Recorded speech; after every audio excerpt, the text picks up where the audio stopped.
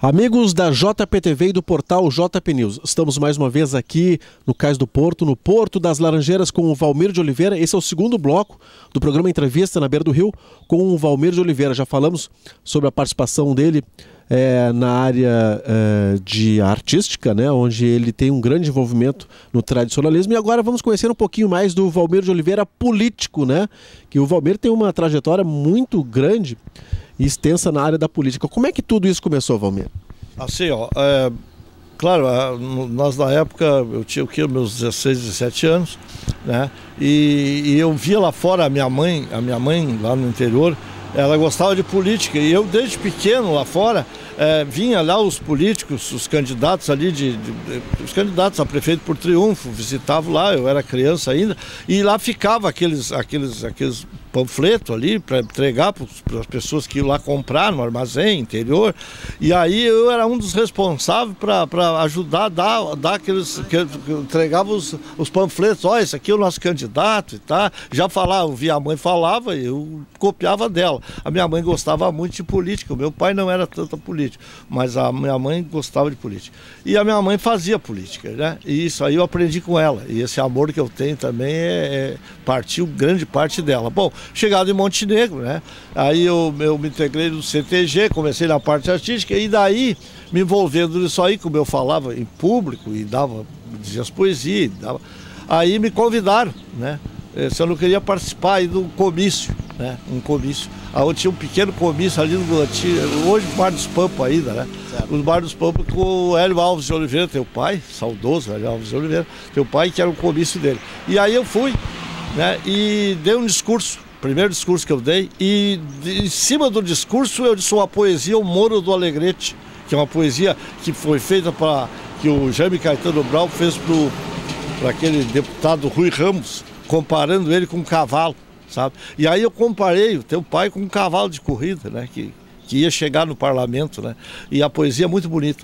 E aí sim, quando eu disse aquela poesia que eu falei, né? Dizendo o que eram as qualidades do nosso candidato a prefeito, e com a poesia fui saindo me tiraram nos braços de lá, né? Então esse é o nosso orador, aí eu comecei a gostar. Bom, gostava tanto que eu saí com a minha mãe fazendo política pro teu pai, que nós passamos o município de Montenegro para Triunfo, nós já estávamos fazendo campanha de Triunfo. Aí um cidadão lá te disse para nós, olha, vocês vão me desculpar, mas aqui já é Triunfo. Tinha passado, e a minha mãe conhecia um pouco a área lá, achou que ali era Montenegro, ali na divisa ali na Vendinha, ali naquela zona, ali Benfica, que ali tem um lugar que já é Triunfo e outro é Montenegro. Então até isso aconteceu, eu me lembro bem, ainda que nós já temos passamos até de município já, fazendo campanha do nosso candidato. Bom, daí o seguinte, aí eu participava aí de reuniões políticas, tá? Eu não tinha assim, um partido específico, sou desse partido, sempre gostei muito do partido do Brizola e tá, e naquela época eu vi legalidade, outras coisas tantas que aconteceram e tá. Bom, assim, todos os partidos para mim são bons. Então assim, o que acontecia? Me convidaram, né? O Luiz Antônio Rosa me convidou para participar em 82, pela primeira vez para candidato a vereador. Eu não queria, não quero, eu quero ajudar os outros. Não, vai, você é bem popular, tá bom, fui eleito vereador. 82. Né? 82.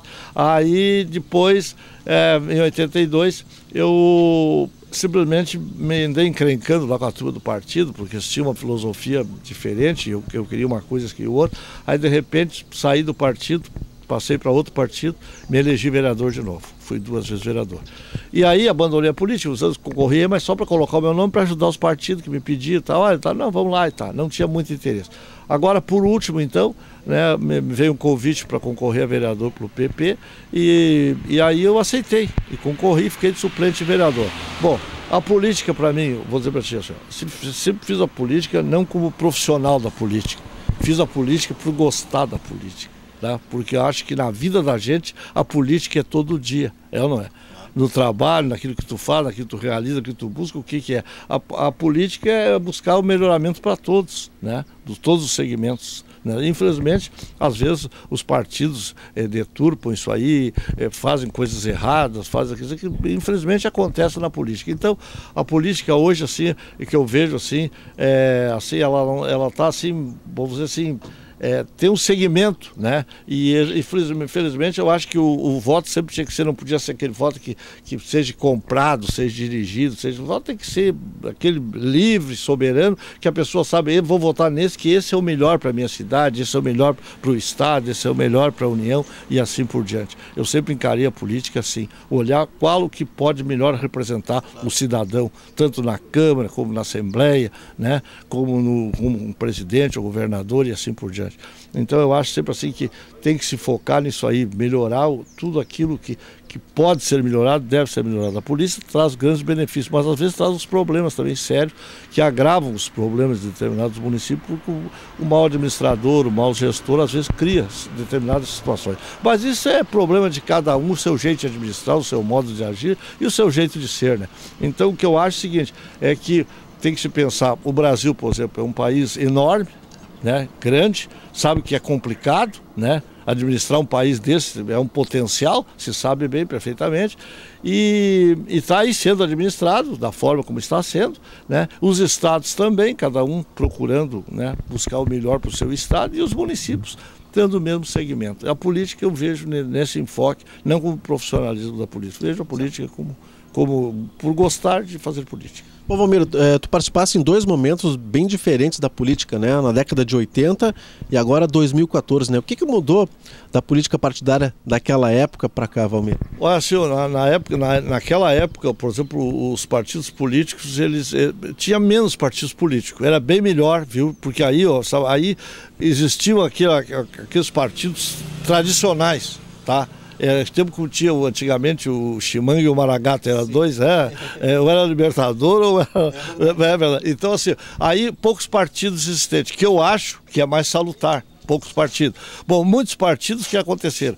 Os partidos, para mim, ficaram perdendo as ideologias. Por quê? Porque aí cada um procura fazer um partido para ter o seu partido, para ter os seus eleitores, a sua parte. Mas aí o que acontece? Eles não conseguem concorrer sozinhos, aí se coligam. E as coligações aí trazem sérios problemas, porque os partidos coligados não conseguem fazer uma administração voltada para aquilo que querem. Ter os interesses de outros partidos juntos, buscando o mesmo desejo, o mesmo sonho, e às vezes em contrapartida diferente. Então o que eu vejo? Eu vejo o seguinte, quanto mais partidos, eu acho que pior a coisa fica. Tá? Porque aí o partido, a coligação, para mim, é um problema sério.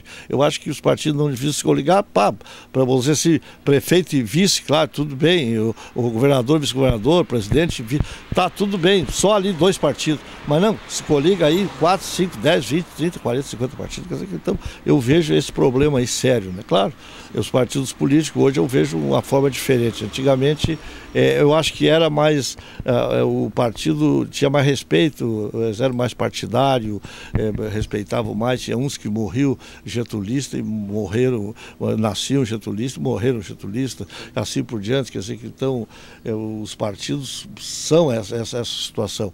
E, por exemplo, eu por exemplo, foi em Cachoeira, que eu fui uma ocasião, há muitos anos atrás, fazer uma audiência em Cachoeira, e falei com um velhinho lá, eu olhei uma vitrine, tinha um velhinho olhando uma vitrine, aí eu disse para o velhinho assim, eu disse para ele, aí dizer assim, o senhor é daqui? Não, eu sou advogado, vim na audiência. Eu sou daqui.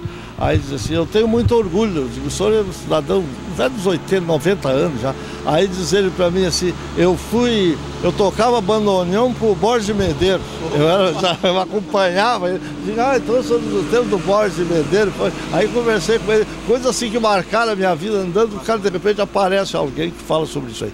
Então a política eu vejo por esse lado. Hoje cada um procura o que é melhor para o seu partido, aquilo que quer buscar, aquilo que quer realizar, mas eu acho que cada vez vai surgir mais partidos, né? E as ideologias ficam às vezes atiradas de canto, né? Mais o interesse pessoal e partidário do que ideologia política. Tá certo. Valmir de Oliveira, foi um prazer conversar contigo, ter conhecido um pouquinho mais da tua história. E esse é o programa Entrevista na Beira do Rio, que justamente tem esse objetivo, né? Conhecer um pouquinho mais a história das pessoas de Montenegro, da região, nesse belo cenário que é o nosso cais, né? É verdade, o Rio Caí é o nosso cartão de visita. No meu escritório não tivesse dado a oportunidade de me visitar, mas lá eu tenho um quadro lá que deve ter uns 3 metros de largura por 1,50 de altura, tomando conta de uma parede. É esse cais do Porto que eu tenho todos os dias pela manhã, quando eu chego lá, eu olho o cais do Porto. Não posso vir aqui, moro aqui perto, aqui na Cidade do Brasil, mas não necessariamente venho aqui ver ele natural. Posso ver também na foto lá que ele está bonitão na parede. É o nosso Rio Caí. Muito o obrigado, amor que eu tenho por ele. Muito obrigado. Eu agradeço a oportunidade, né? E me encontro à disposição dos amigos aí para aquilo que der e vier. Esse foi mais uma entrevista na beira do rio, diretamente do Porto das Laranjeiras.